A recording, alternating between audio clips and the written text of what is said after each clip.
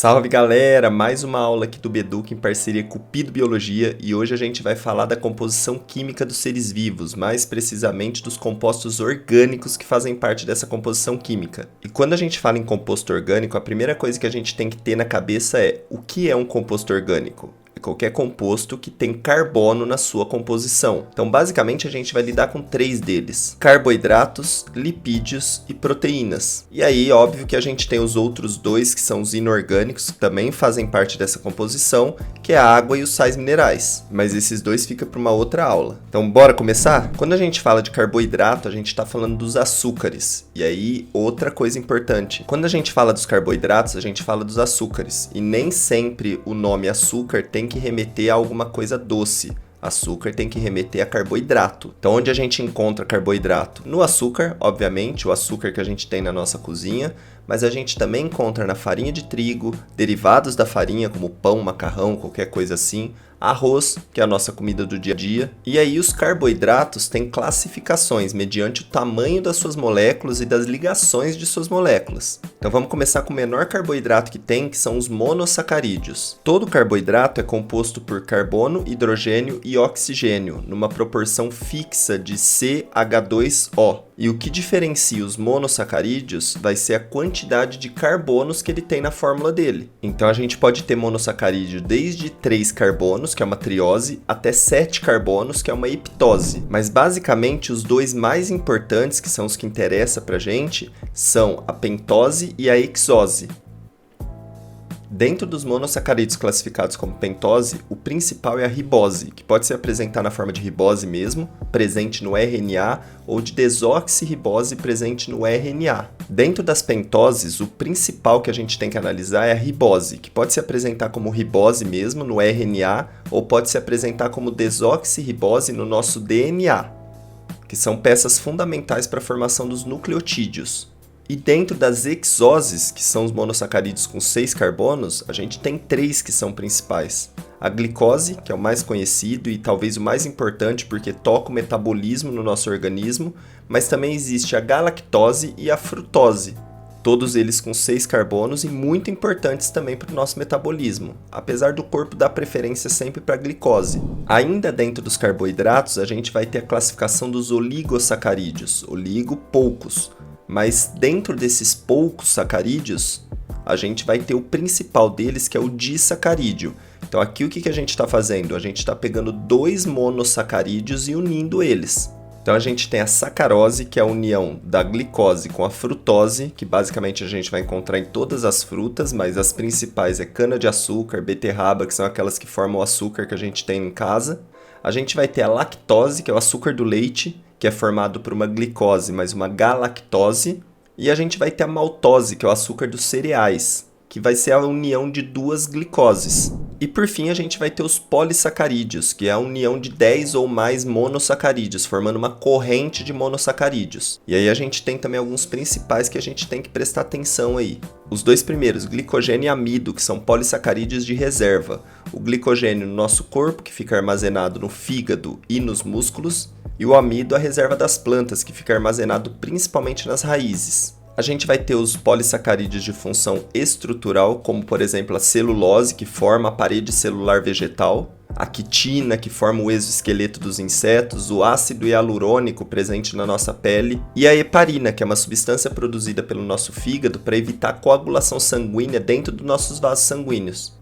Então são polissacarídeos extremamente importantes. Saindo um pouco dos carboidratos agora e entrando um pouco nos lipídios. Quando a gente fala de lipídio, a gente está basicamente falando de 2 estruturas, óleo e gordura, e tudo que está relacionado com eles. Então quais são aí as funções principais que os lipídios têm, ou dentro do nosso corpo ou até fora dele? Primeiro, reserva energética, extremamente importante para diversos mamíferos, inclusive para nós. Só que alguns mamíferos acabam usando isso com mais eficiência porque eles passam às vezes períodos mais longos sem se alimentar, então essa reserva por meio do lipídio acaba sustentando ele por muito tempo. Nos seres humanos, como a alimentação nossa é diária, a gente acaba não tendo tanto essa necessidade de armazenar para longos períodos sem alimento. Mas para alguns mamíferos isso é questão de vida ou morte.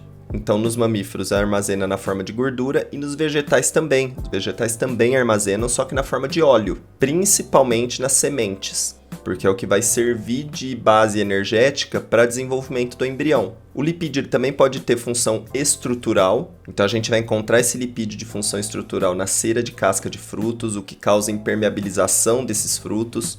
A gente vai encontrar isso em cera de colmeia de abelha, o que também causa impermeabilização, evitando que o mel mofe. E no que a gente chama de fosfolipídio de membrana, que é a configuração da membrana plasmática de todas as células de quase todos os seres vivos. E por fim, os lipídios de manutenção de temperatura, também muito importantes para mamíferos aquáticos e alguns mamíferos que vivem em regiões polares. E aves também. Lembrando que essa função de manutenção de temperatura para ser humano já não funciona mais. Apesar da gordura ser utilizada no metabolismo para geração de calor, o isolamento com o meio externo para evitar a sensação de frio já não funciona mais com a gente. E a gente tem algumas classificações gerais dentro dos lipídios. Então, por exemplo, glicerídeos, que são gorduras e óleos, que é o que em excesso acumula, por exemplo, e forma o triglicerídeo ou triglicérides, que é tanto medido em exames de sangue e tudo mais. Os cerídeos, que é o que forma as ceras que vai ter na colmeia, vai ter na casca dos frutos e tudo mais. E os esteroides, que são hormônios sexuais que têm lipídio como base de fabricação. Estrógeno e progesterona nas mulheres, testosterona nos homens. E a estruturação da bile, que na verdade é um sal biliar, não é uma proteína, não é uma enzima. E a estrutura da bile, que na verdade é um sal biliar, não é uma proteína, não é uma enzima. Só que ele é a base de gordura. E a bile tem como função principal quebrar essas moléculas de gordura muito grandes para poder facilitar a digestão.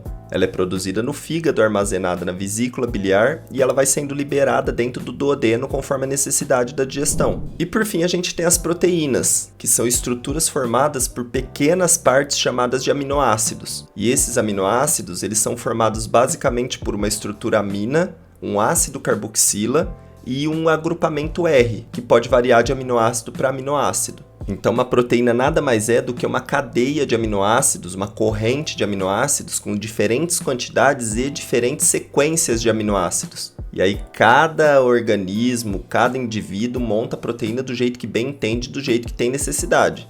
Por isso que o importante na tua digestão é gerar aminoácido, é quebrar as proteínas para suas células produzirem as novas proteínas do jeito que ela bem entender. Então eu até costumo falar que, por exemplo, não faz menor diferença você comer o ovo cozido, o ovo frito ou o ovo cru, porque o que interessa da albumina do ovo, que é uma proteína extremamente importante que tem no ovo, não é a albumina pronta, são os aminoácidos presentes nessa albumina para que as suas células refaçam a albumina do jeito que ela precisar. E aí dentro das proteínas a gente tem um grupo muito importante que são as vitaminas. Então eu vou falar um pouquinho olhando aqui na tabela aqui. Então eu vou falar para vocês dessas vitaminas, dando uma olhadinha aqui na tabela. E nessa tabela tem as principais, que são as que mais caem nos vestibulares, que são as mais cobradas. Então eu vou falar da vitamina e vou falar da doença que a ausência dela pode causar. E aí você pode dar um pause no vídeo aí, ver os detalhes e anotar. Seria legal você anotar porque isso daqui é muito importante. Então vamos lá. Ó. A gente tem a vitamina B1, que a ausência dela pode causar o beriberi. A gente tem a B12, que a ausência dela causa anemia perniciosa. A vitamina C, que é o ácido ascórbico, que a falta dela causa o escorbuto.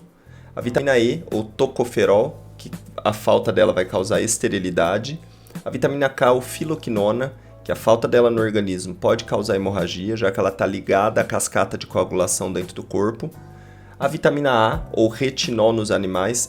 E por que eu falei retinol nos animais? Porque a vitamina A ela vem a partir de pigmentos de frutas amarelas e alaranjadas, que são chamados de pigmentos carotenoides. E aí quando esses carotenoides passam pelo fígado, o fígado metaboliza eles e transforma eles na vitamina A, que é o retinol. Por isso que eu coloco ali retinol nos animais. E a ausência dessa vitamina A pode causar a xeroftalmia ou cegueira noturna, que é uma doença ocular que causa muita dificuldade em enxergar com baixa quantidade de luz. E por fim a vitamina D ou tocoferol, que é a vitamina que a gente está acostumado a ver que é a produção a partir do sol e tudo mais.